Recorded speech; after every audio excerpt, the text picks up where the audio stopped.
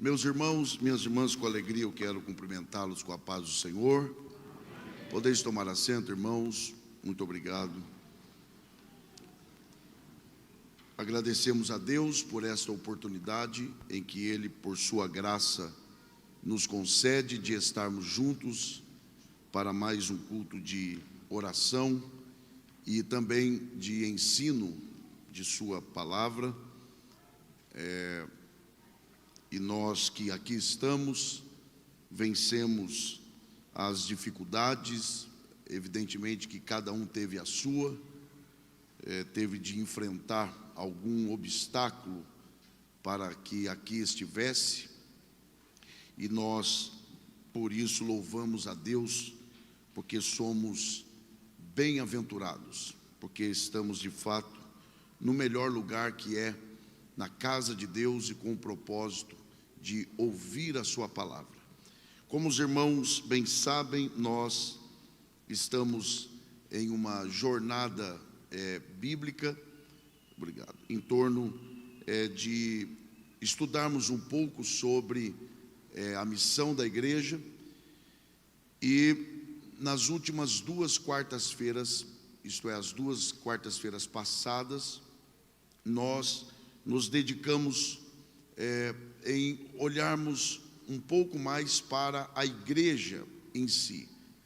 Não é possível nós pensarmos e meditarmos sobre o que a igreja é chamada a fazer, sem antes considerarmos o que a igreja é chamada para ser. Então, por isso, nós dedicamos aí duas quartas-feiras, o tempo que nós temos, para estudarmos um pouco a respeito do que é a igreja. Então, hoje nós vamos apenas dar alguns destaques sobre o que é a igreja, apenas para nos situarmos, quem pertence à igreja, e já adentrarmos então na parte em que trata sobre a missão da igreja. Vamos ler a palavra do Senhor. Eu convido você a abrir a sua Bíblia no livro dos Atos, capítulo de número 2, e nós leremos a partir do versículo de número 40. Atos, capítulo de número 2, a partir do versículo 40. Esses são alguns versículos que retratam muito bem a natureza da igreja e para o que a igreja ela foi chamada. Por isso nós vamos ler estes versos. Atos capítulo 2, a partir do verso de número 40. Os irmãos que encontraram, por favor, digam amém. Amém. A palavra do Senhor diz assim: e com muitas outras palavras, isto testificava e os exortava, dizendo: salvai-vos desta geração perversa.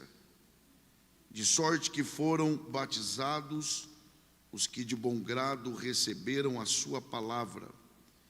E naquele dia agregaram-se quase 3.000 almas. E perseveravam na doutrina dos apóstolos, e na comunhão, e no partir do pão, e nas orações. Em cada alma havia temor, e muitas maravilhas e sinais se faziam pelos apóstolos. Todos os que criam estavam juntos e tinham tudo em comum.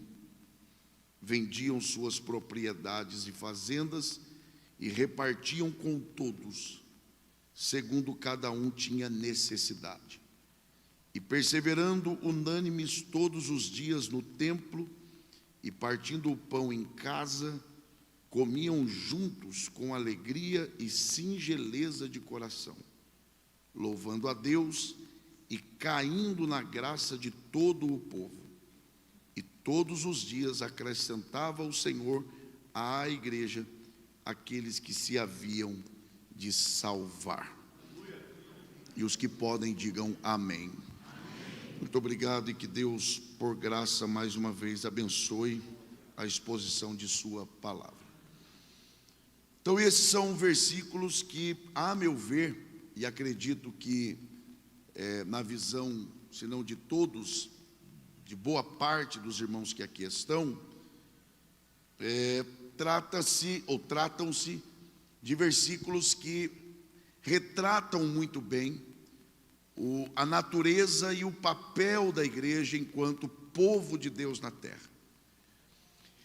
Então, apenas para nós nos situarmos, pois uma semana se passa, e é bom que nós peguemos de onde nós paramos. Quando nós então pensamos sobre a igreja, e para finalizarmos esta parte de pensarmos o que é a igreja, eu então preparei duas perguntas que eu considero que são centrais. A primeira pergunta é: o que é a igreja? Então, se hoje alguém te perguntar o que é a igreja, eu quero acreditar que você, em algum nível, você conseguirá responder o que é a igreja. Só que não basta você perguntar o que é a igreja, é preciso uma segunda pergunta, que é: quem faz parte da igreja? Será que apenas dizer que é parte da igreja faz da pessoa ser de fato parte da igreja? Quando nós olhamos, por exemplo, para a nossa declaração de fé, e é importante que a igreja tenha acesso à declaração de fé das Assembleias de Deus. Quando nós olhamos para a nossa declaração de fé, nós temos as respostas a essas duas perguntas. Então, quando você pergunta o que é a igreja, a nossa declaração de fé, ela resume a igreja dizendo que, primeiro, que ela é a Assembleia Universal dos Santos de todos os lugares e de todas as épocas. Então, quando você olha para a Bíblia, e de acordo com a nossa interpretação teológica, a igreja ela não é feita apenas de quem está hoje vivendo a igreja, mas ela é também a igreja de todos os tempos. Então, a igreja é essa Assembleia Universal, que é composta por santos de todos os lugares e de todas as épocas. E aí isso é fundamentado em Hebreus capítulo 12, versículo de número 23.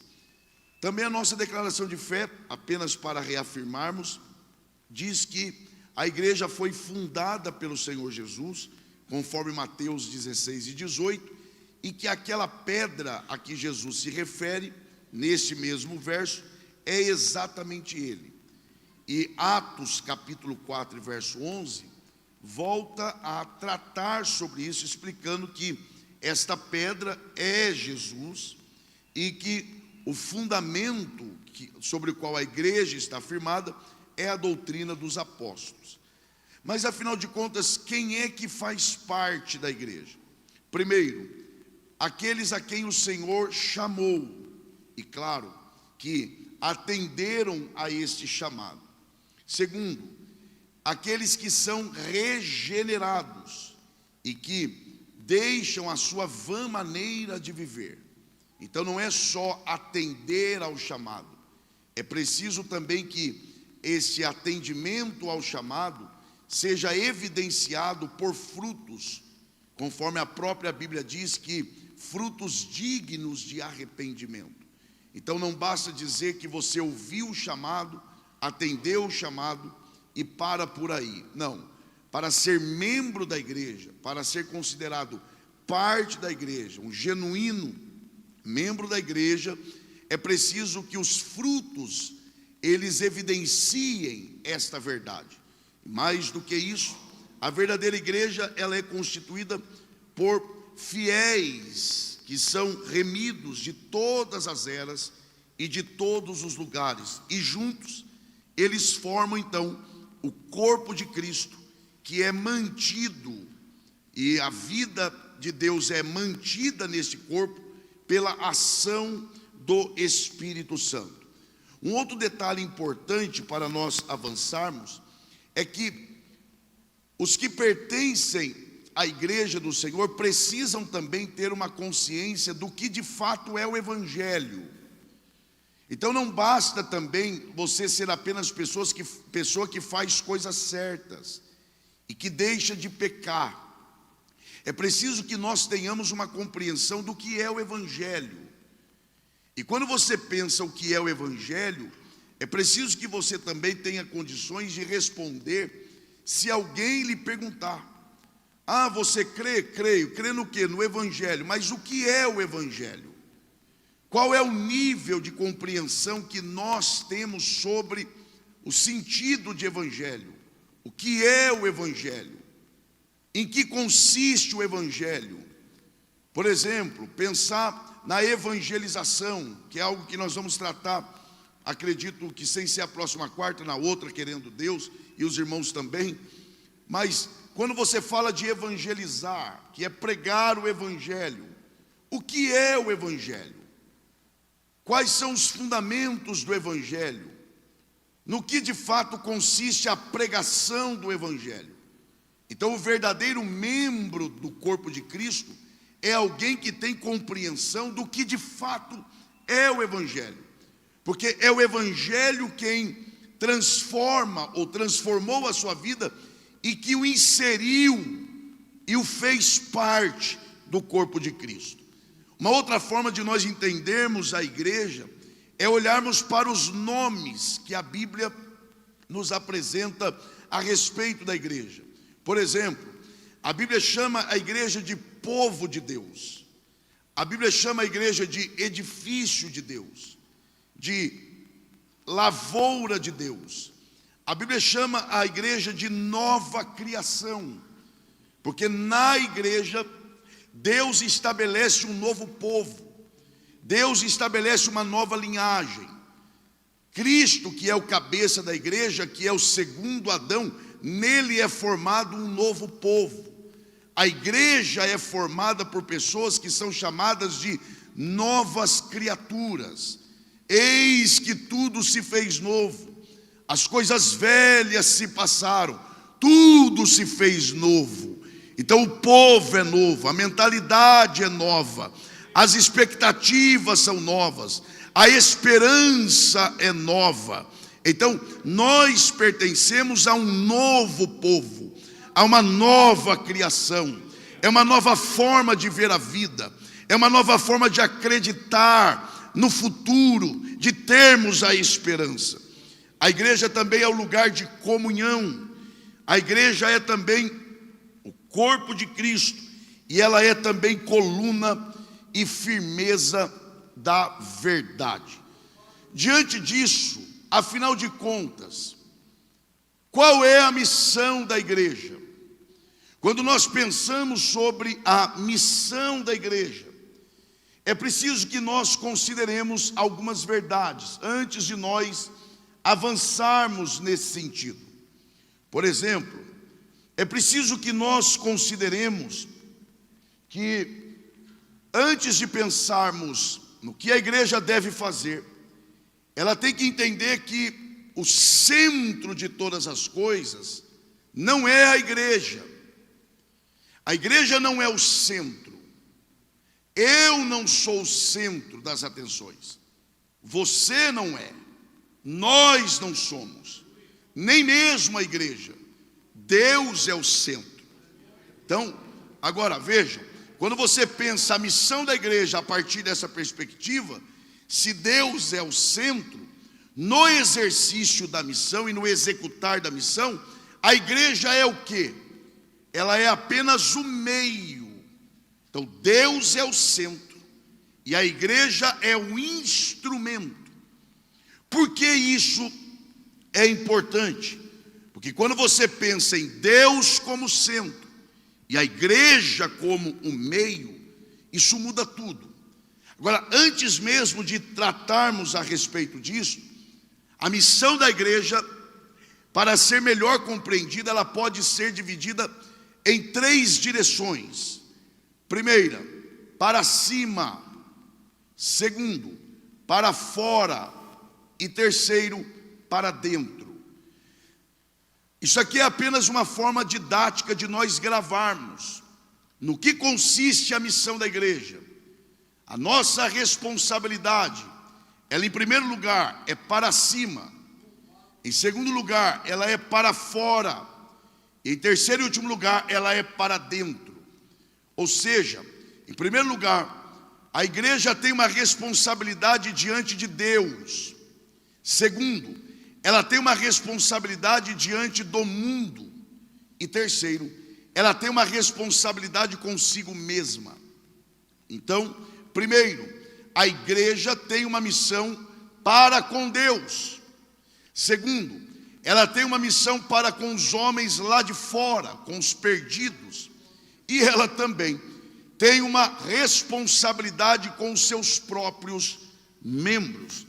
Quando você pensa na missão da igreja, diante de Deus, diante do mundo e diante de si mesma, porque, por exemplo, diante de Deus, adoração. Segundo, diante dos homens, pregação do evangelho. Diante de si mesma, discipulado e ação social. Quando você pensa assim, você desconstrói a ideia de que a igreja ela tenha uma responsabilidade apenas espiritual. Não. A missão da igreja é muito mais abrangente. Ela envolve todas as áreas. Nós temos sim a responsabilidade de adorar, mas na mesma medida que nós temos a responsabilidade de adorarmos a Deus, nós também temos a responsabilidade de cuidarmos uns dos outros, de nos preocuparmos uns com os outros, de atentarmos para as necessidades uns dos outros, até porque nisto também nós estamos adorando a Deus. Agora, por que isso é importante? E deixa eu alertar a cada um dos irmãos, e esse é um alerta importante. Nós vivemos uma época que aí é uma particularidade, eu defino esse tempo como um tempo de muita confusão. E por que esse tempo ele pode ser definido como um tempo de muita confusão? Grave aí. Primeiro, nós vivemos uma época em que muitos estão falando. Hoje todo mundo fala. Hoje, aliás, a frase do momento é lugar de fala. Eu tenho lugar de fala. Todo mundo tem lugar de fala. Já percebeu? Por exemplo, você vai na internet, a pessoa escreve você com 2 S's. Ela escreve feliz com S. Ela escreve Deus com Z. Mas ela se passa por filósofa. Ela se passa como pensador, como uma pessoa intelectual. E vai dizer que não, porque hoje todo mundo fala. Hoje todo mundo tem lugar de fala. Então, hoje é um tempo de muita confusão. Por quê? Porque muitos estão falando. Mas não é só isso. Além de muitos estarem falando, muitos estão falando sobre muitas coisas. Então, grave. Primeiro, é muita gente falando. Segundo, é muita gente falando sobre muitas coisas. Mas não para por aí. É muita gente falando sobre muitas coisas e falando de muitas formas. Mas não para aí não. É muita gente falando sobre muita coisa, falando de muitas formas e dando vários significados a uma mesma coisa. Então, por exemplo, você vai para a internet e a pessoa está falando sobre um assunto e ela dá diferentes significados.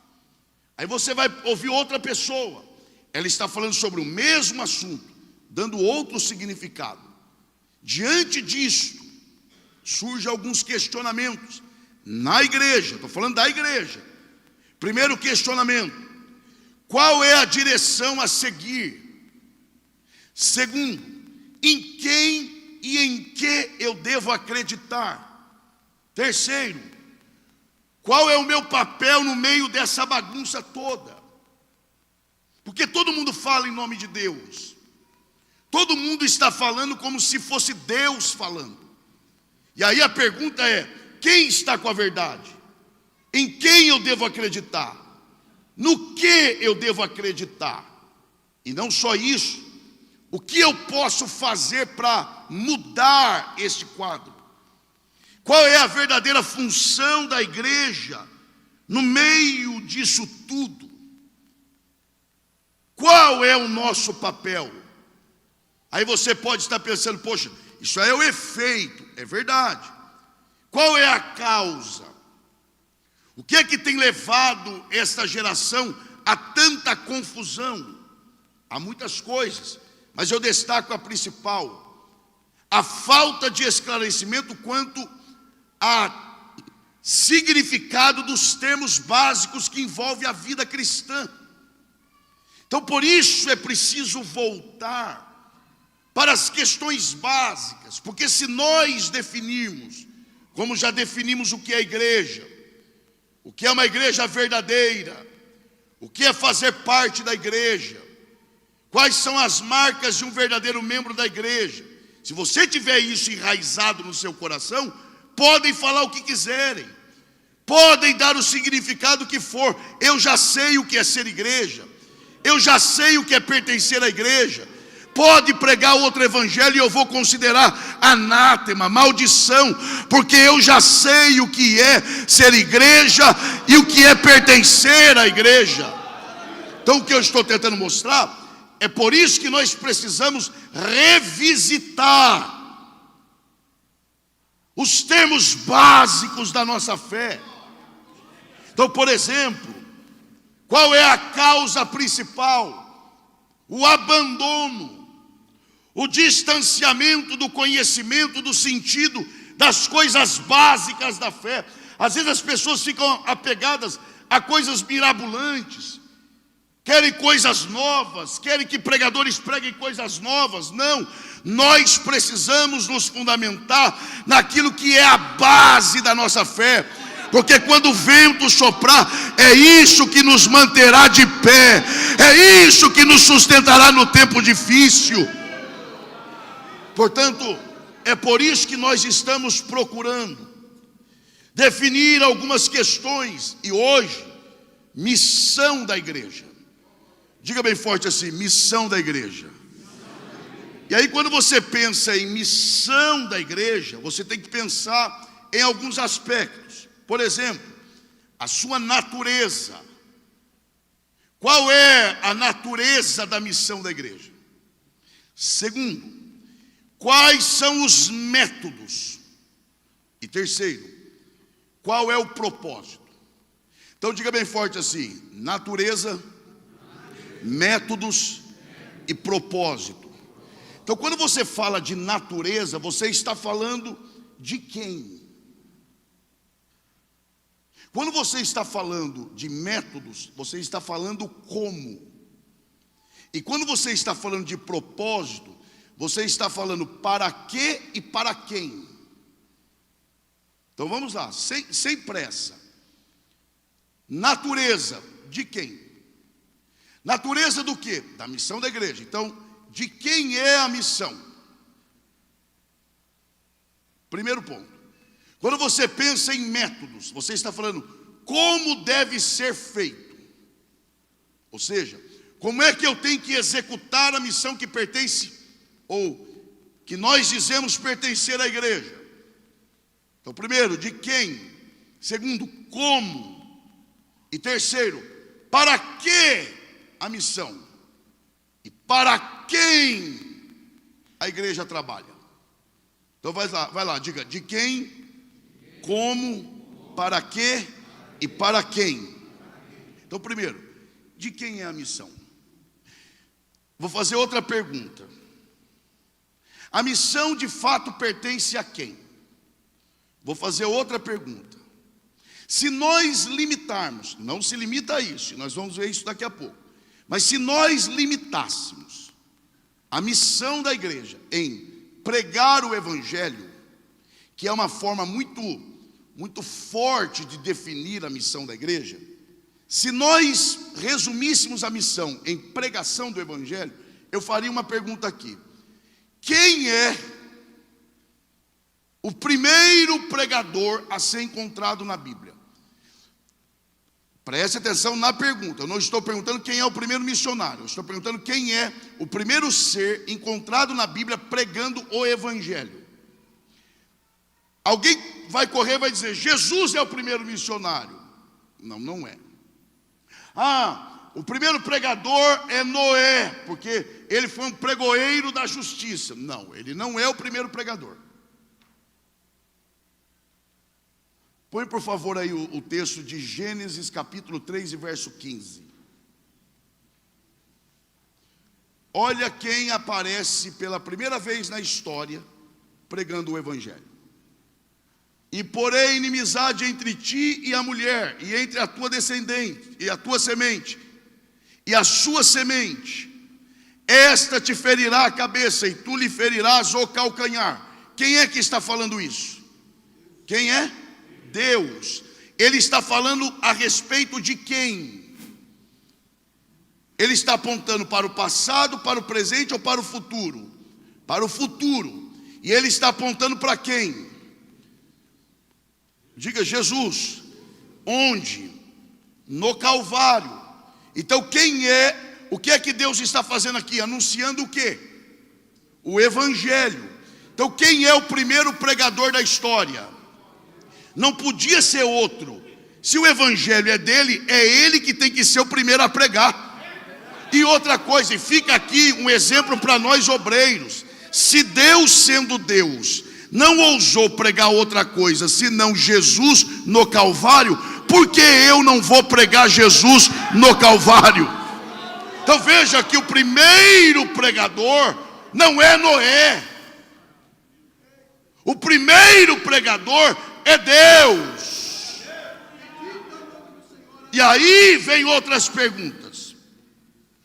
Por exemplo, quando Deus anuncia isso para Adão, Eva e para a própria serpente, quando Deus faz isso, Abraão já existia, sim ou não? Não. Então Israel existia? Não. E a missão já existia? Já. Então a missão é antes de Israel. E você percebe que a missão, ela surge ou ela aparece em um ambiente de necessidade. Qual é a necessidade? Um Salvador. É por isso que missão é feita com necessidade. É por isso que missão é feita com escassez, no limite, sempre dependendo da intervenção divina, porque a missão nasceu a partir de uma necessidade. Então o que eu estou tentando dizer aqui? Primeiro, de quem é a missão? Não é da igreja, porque quando a missão ela aparece na história, a igreja não existe. Então de quem é a missão? Diga por favor, de Deus.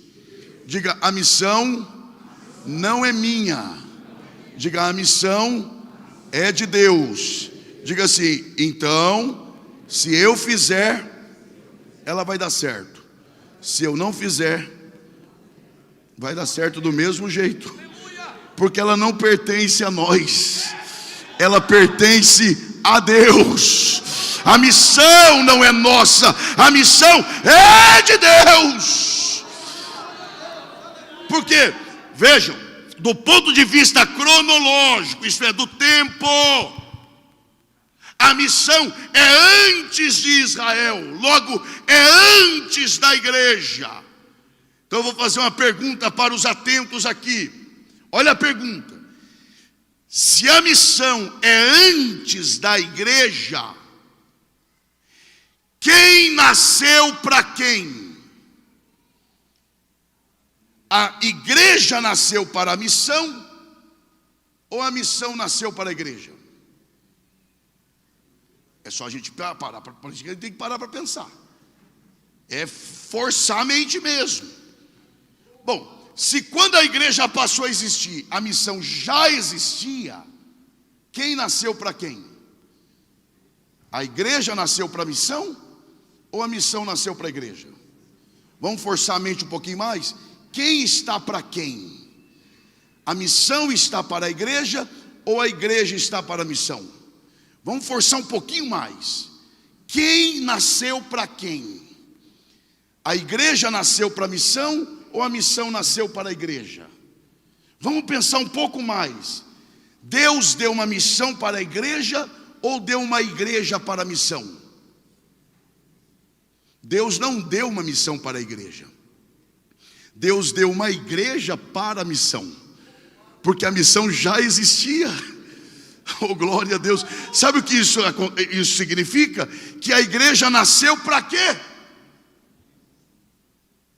Vamos lá. Se Deus deu uma igreja para a missão, a igreja nasceu para quê? Diga, para a missão.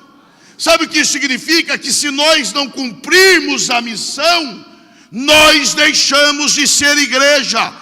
Porque a igreja nasceu para cumprir a missão. E se ela deixa de cumprir, ela deixa de existir e de ter razão para existir. Isso mesmo. Se a igreja não se envolver nesta missão, ela não tem para que existir.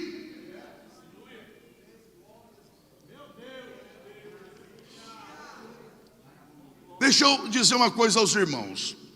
Você sabe que eu tenho aprendido ao longo dos anos, e aprendo ainda hoje, que se você quer enxergar mais longe, você tem que subir no ombro de gigantes. Ninguém enxerga mais longe sozinho. Por que eu estou dizendo isso? Para justificar o que eu vou fazer aqui agora. Eu vou trazer aqui o pensamento de algumas pessoas que eu considero gigantes. Olha o que dois peritos em missão, em missiologia, eles dizem. Justo Gonzalez e Carlos Cardoça. Olha o que eles dizem. Grave aí. Primeiro, e eu vou lendo e vou explicando aqui. Primeiro, eles dizem o seguinte: a missão, grave isso, a missão, por outro lado, olha o que eles dizem que é a missão: é a atividade de Deus no mundo. Então veja, a missão para eles não é a igreja agindo, não, é Deus agindo. Então a missão não é uma ação da igreja, a missão é uma ação de Deus que decidiu agir por meio da igreja. Então é Deus quem age, porque afinal de contas a história não é da igreja. A história é de quem? A história é de Deus. Oh, glória a Deus. A história, nós falamos assim: vamos estudar sobre a história da igreja. Tá, isso é força de expressão. Não existe história da igreja, existe a história de Deus contada por meio da igreja. É a história dele sendo contada em Mogi das Cruzes através desta igreja. Se ela está sendo contada bem ou mal, isso nós saberemos no dia de acerto de contas. Mas Deus decidiu contar a história dele a esta cidade por meio desta igreja. Quem entende esta verdade quer glorificar a Deus por este privilégio. Então a missão é a ação de Deus, é a história de Deus. E olha o que eles dizem mais: Deus é o protagonista da missão. Deus age no mundo pela sua graça. Eu acho isso aqui lindo. Para reconciliar o mundo consigo mesmo. Segundo aos Coríntios 5:19. Então Deus age no mundo pela graça, com a intenção de quê? De reconciliar aqueles que o ofenderam. Então olha, Deus é o ofendido, Deus é aquele que foi desobedecido, e Ele olha para aqueles que o ofenderam e diz: eu vou reconciliá-los comigo. Como? Enviando o meu filho. Eu vou me fazer homem e vou me sacrificar em favor deles, e vou reconciliá-los comigo, e depois vou usá-los nas minhas mãos para reconciliar outros comigo também. Oh, glória a Deus! Percebe que se nós pensarmos assim, fazer a obra de Deus não é um peso, é um privilégio, porque na verdade é como se Deus estivesse dizendo: eu estou agindo por meio de vocês, eu estou indo através de vocês, eu estou falando através de vocês, eu estou restaurando através de vocês. É Deus por meio da igreja. Quem reconhece isso, adore a Ele nesta noite. Sabe o que é isso? Eles seguem dizendo: a igreja, como povo de Deus, surge dessa missão. E não é verdade?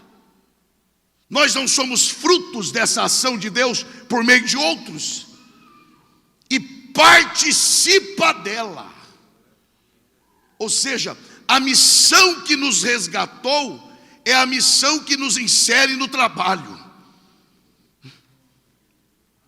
A igreja é o resultado e a coprotagonista da missão de Deus. A igreja é parte da missão. A origem da igreja é obra de Deus. A igreja também é obra de Deus. A missão que a igreja cumpre é obra de Deus. Ou seja, Deus agiu, age e continuará agindo por meio, pela e para a igreja. Ou seja, eles seguem: a igreja nasce, mantém-se e transforma-se pela missão de Deus. Ao mesmo tempo, ela também é sujeito ativo nessa missão. Isso é, a igreja discerne. Eu quero chamar a atenção da igreja nisso. A igreja discerne, porque é Deus quem está agindo. Quem está agindo? Tá, e qual é o papel da igreja? Discernir e descobrir a atividade de Deus no mundo e dela participar. Sabe qual é o nosso papel como igreja nessa cidade? Orar e perguntar para Deus: o que o Senhor está fazendo por essa cidade hoje? Onde o Senhor está agindo, né? Porque Deus está agindo em algum lugar aqui. Deus está interessado em algum bairro de uma forma especial. É o papel da igreja discernir onde. É papel da igreja discernir como. É papel da igreja perguntar: Senhor, onde é que o Senhor está agindo em Mogi das Cruzes? Porque eu quero fazer parte do que o Senhor quer realizar aqui nessa cidade. Deus está nos levando a entender que Ele está interessado em nos usar em favor desta cidade. Quem deseja fazer parte disso, adore ao Senhor.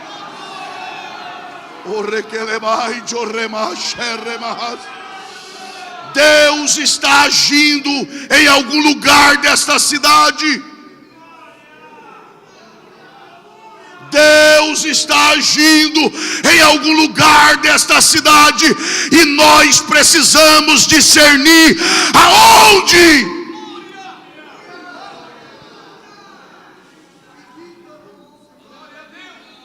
Deixa eu trazer, para nós adiantarmos, um outro pensamento, e aqui eu vou dedicar um pouco mais de tempo. Esse já é um outro pensador, John Stott, outro gigante. Olha o que ele diz: a missão primordial é a de Deus. Olha agora. Pois foi Ele quem mandou seus profetas, seu Filho, seu Espírito. Bom, como nenhum homem é perfeito, eu acho que faltou um detalhe aqui. Poxa, mas é o John Stott. É homem. Onde é que estão os patriarcas? Faltou aqui. Eu acrescentaria, e já explico por quê. Aí ele continua: destas missões, a do Filho é central. Pois foi o auge. Eu gosto disso aqui porque define. Eu vou explicar isso aqui. Pois foi o auge do ministério dos profetas. E inclui em si, como clímax, o envio do Espírito. Olha agora. Agora, o Filho envia, como Ele próprio foi enviado. Lembra quando Ele diz aos discípulos: assim como o Pai me enviou, eu envio vocês? A glória que tu me destes, eu dou a estes. Oh, glória a Deus. Agora, e como explicar isso aqui? Como é que a gente explica esse negócio? Faz o esforço aí, nós vamos chegar lá. Primeiro, para entender isso aqui, nós temos que desconstruir uma ideia. Qual? A igreja não é responsável por semear a palavra. Eu quero que alguém me mostre na Bíblia que a tarefa da igreja é semear. Ah, mas e o semeador? Aquele semeador não é a igreja.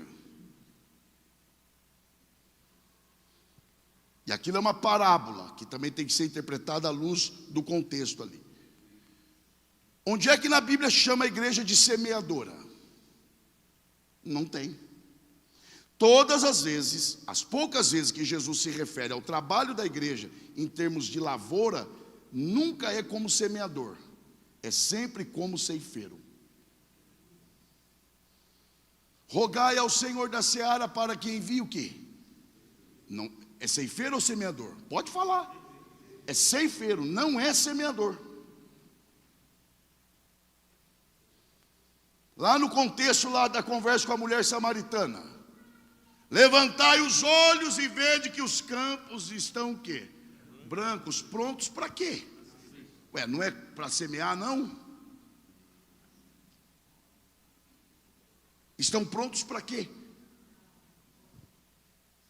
Para ceifar, para a colheita, e não para a semeadura.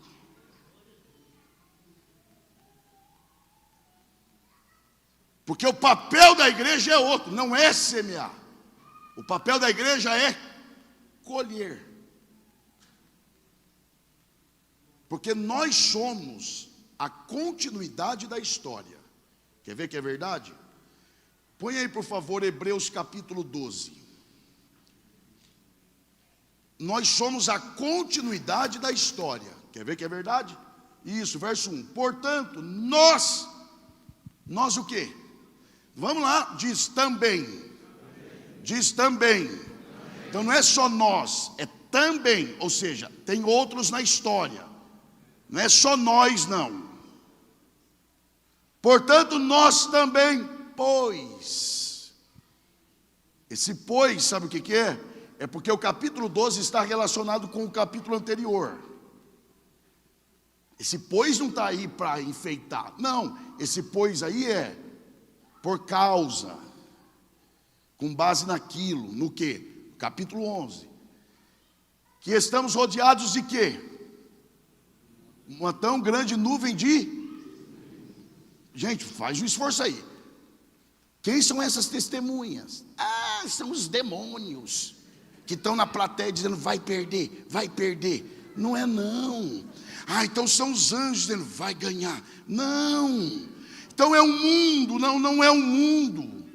Eu posso aplicar assim? Depois que você explicar o que é, você pode.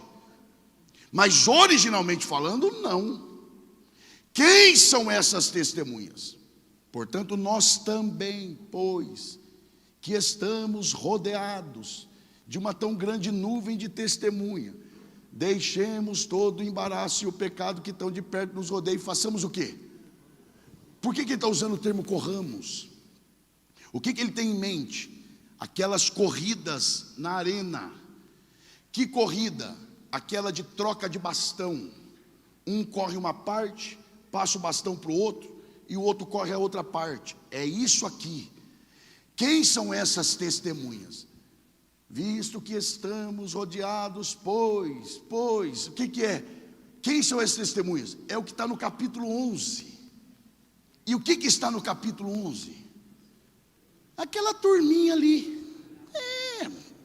Turminha de nada. O texto diz: homens dos quais o mundo não era de... Essa turma aí. Isso, os heróis da fé. O que o escritor está dizendo é o seguinte: eles começaram, e daqui para frente somos nós. Vocês querem dar continuidade ao que eles começaram? Então, remova todo o embaraço e o pecado e corra pacientemente a carreira que nos está proposta, olhando firmemente para Jesus, autor e consumador da nossa fé. Ou seja, nós somos a continuidade da história. Nós temos um papel na história, que não é semear. Quem semeou? Só que não se semeia sem preparar a terra. Quem preparou a terra? Os profetas. Não é isso que o último profeta disse, João Batista? Tu és o Messias? Não, eu sou aquele que vou preparando. Eu vou preparando o caminho, porque é isso que os profetas fizeram. Eles vieram preparando a terra. E os patriarcas, eles araram a terra. Eles tiraram aquilo que impedia. Os profetas prepararam a terra. E quem é o semeador? Um texto só explica. Quando Jesus disse: o grão do trigo não cair no chão e não morrer, ele não gera. De quem que ele estava falando? Dele mesmo. Quem é o semeador? Ele mesmo. Quem é semeado? Ele mesmo. E o que a igreja é chamada a fazer? A colher. Colher o que? Os resultados desta semeadura. Oh, glória a Deus! Esse é o nosso papel, é colher os resultados do seu sofrimento, e ele ficará satisfeito. Por que você acha que tem festa no céu quando um pecador se arrepende? E ele verá o fruto do seu penoso trabalho e ficará satisfeito. Ah, pastor.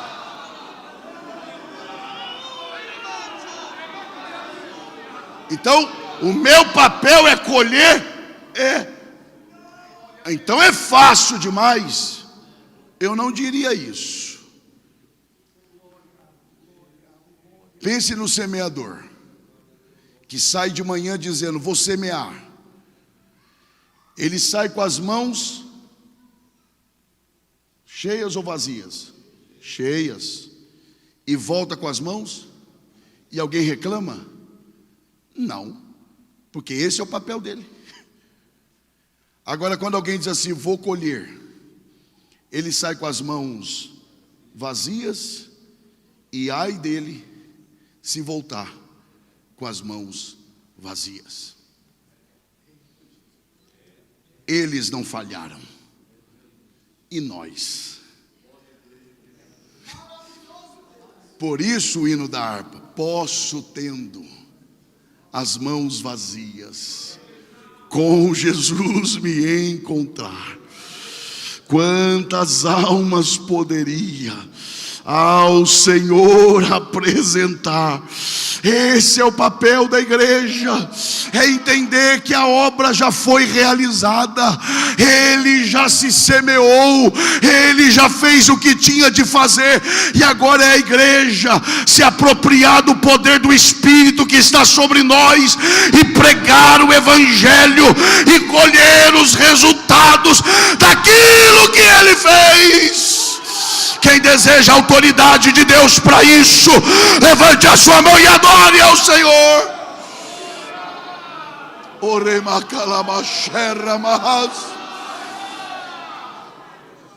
Esse é o nosso papel. Agora, para nós encerrarmos, não confunda, por favor. Isso é grave, parece que não, mas é grave, porque na prática traz consequências ruins.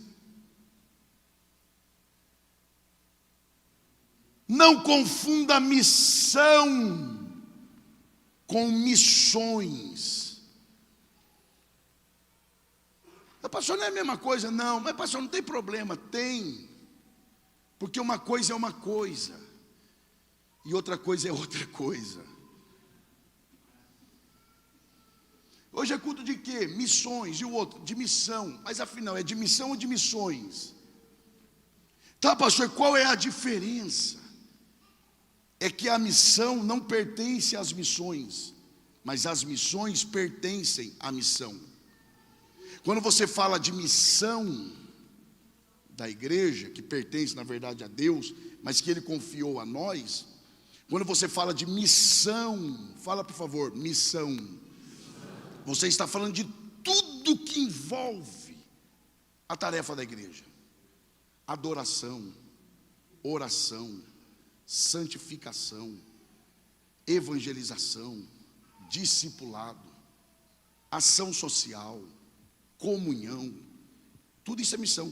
Se a igreja entendesse isso, se nós entendêssemos que a agenda da igreja tem que ser definida por Deus, por meio da sua palavra, nós pararíamos de fazer muita coisa e passaríamos a fazer coisas que não fazemos. Eu creio que Deus pode mudar isso. Se você crê, levante a sua mão e adore ao Senhor nesta noite. Onde está a mão que você levanta para adorar ao Senhor? Eu cresci ouvindo um corinho que diz: a melhor oração é amar. E uma das formas de demonstração de amor é abraçando. Então abraça a pessoa que está perto de você e diga: vamos orar. Meu irmão, se ele depender do seu ânimo, ele não vai orar nunca. Vai lá, vamos orar e lutar para sermos a igreja que devemos ser. Diga: quem estabelece a agenda da igreja não é o homem, é Deus. Vamos deixar aquilo que não é para se fazer de lado e vamos fazer o que fomos chamados para fazer: amar a Deus, amar os irmãos, pregar o evangelho, discipular cada uns aos outros, e o nome do Senhor será glorificado. Quem deseja, levante a sua mão e adore ao Senhor nessa noite. Que Deus nos abençoe.